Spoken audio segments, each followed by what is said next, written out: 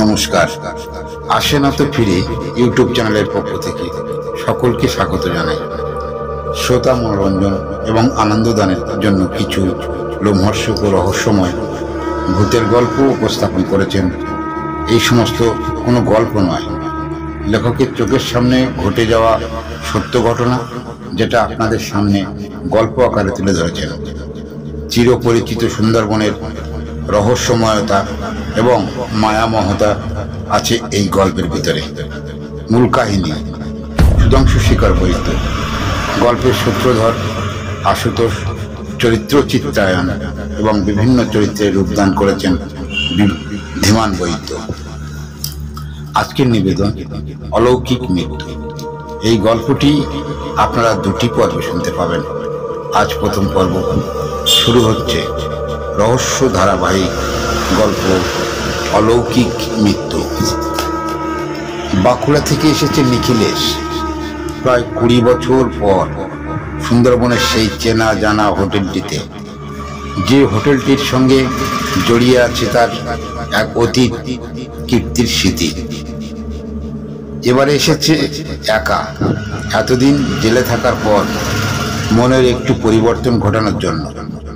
প্রথম যখন এখানে আসে তখন ওর সঙ্গী ছিল 3 জন, 2 জন বয়ফ্রেন্ড ও 1 জন গার্লফ্রেন্ড। ওরা একই কলেজের সেট। তখন ওর চলায় ফেরায় ছিল আধুনিকত্বর প্রকট। যে হোটেলটিতে ওরা এসেছিল সেটিও রাজৈশী কায়দায় সাজানো 5 তারা হোটেল, একেবারেই নদীর পাড়ে। ওপারেই সুন্দরবনের রিজার্ভ ফরেস্ট, যেখানে অবাধ রাজত্ব চালায় দি রয়্যাল বেঙ্গল টাইগার।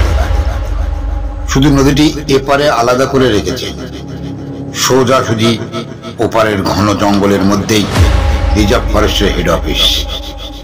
আর ওখান থেকেই পাস সার্টিফিকেট অর্থাৎ অনুমতিপত্র নিয়ে লাক্সারি বোর্ডে বা লঞ্চে করে ভ্রমণের জন্য জঙ্গলের মধ্যে নদীপথে ভেতরে ঢুকতে হয়।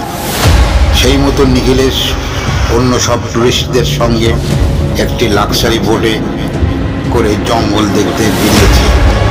চোখে শুধু নিঃসর্গ প্রকৃতি দেখছে, কিন্তু মনের মধ্যে ফুটে উঠছে সেই 20 বছর আগেকার পুরানো কথা, যার জন্য বিগত এই 20টি বছর জেলবন্দি জীবন কাটাতে হল।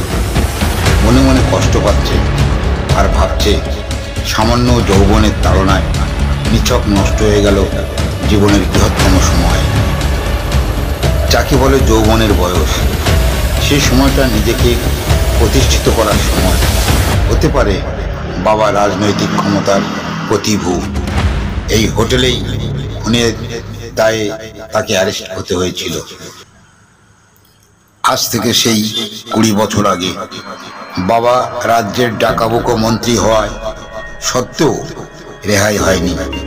20টা বছর ধরে তার জীবন থেকে হারিয়ে গেল জীবনের শ্রেষ্ঠ সময়। সেই নিজেই ওই খুনের নায়ক হওয়া সত্ত্বেও কোনো দৈহিক প্রমাণ না থাকায় ফাঁসি থেকে নিস্তার পেয়েছে। শুধুমাত্র খুনিদের সঙ্গী হিসাবে মন্ত্রী বাবার এক বাজখাই উকিল এ যাত্রায় তাকে বাঁচিয়ে দিল। সন্ধ্যা নেমে এসেছে। হোটেলে ফেরার পালা। সবাই গল্প গুজব হাসি আনন্দ মস্তি করছে। নিখিলেশ বাবার মতো একটাই চেয়ারে বসে বোট ঘাটে এসে নোঙর করলো। সবাই যে যার রুমে চলে গেল। নিখিলেশ আর প্রত্যেকের মতো তার রুমে গিয়ে জামা প্যান্ট খুলে একটা হাফ প্যান্ট পরে ব্যালকনিতে এসে বসলো। বয়রা এসে প্রত্যেকের চা টিফিন দিয়ে গেল। সন্ধ্যায় কনফারেন্স হলে প্রথমে ঝুমুর গানের নৃত্য ও পরে ডিস্কো ড্যান্স দেখার পর রাত্রে স্ন্যাক্স বিরিয়ানির সঙ্গে বিলেতি মদ্য পান করে যে যার ঘরে গিয়ে ঘুমিয়ে পড়ল।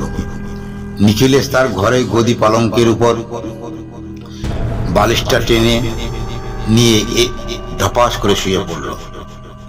লাইটটাও নিভিয়ে দিল। শুধুমাত্র ডিম বাতিটি মিটি মিটি সবুজ আবহাওয়ায় জ্বলছে। আধো ঘুম আধো জাগা। তার নাকে যেন তীব্র অথচ সুমিষ্ট একটা সুগন্ধ লাগছে।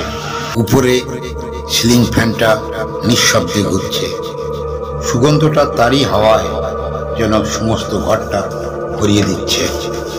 মৌ মৌ গন্ধে সমস্ত ঘর যখন মৌ মৌ করছে, ঠিক তখনই মনে পড়ল 20 বছর আগের সেই দিনটার কথা। ওরা চারজনে মদ খেয়ে এত আতর মেখেছিল যে সমস্ত ঘরটা এই রকমের সুগন্ধে মোমো করছিল। তন্দ্রা এসে 2 চোখের পাতায় যখন হাত বুলাচ্ছে, তখন যেন ঘরের মধ্যে খসখস শব্দ। কেউ যেন ধীর পায়ে হাঁটছে।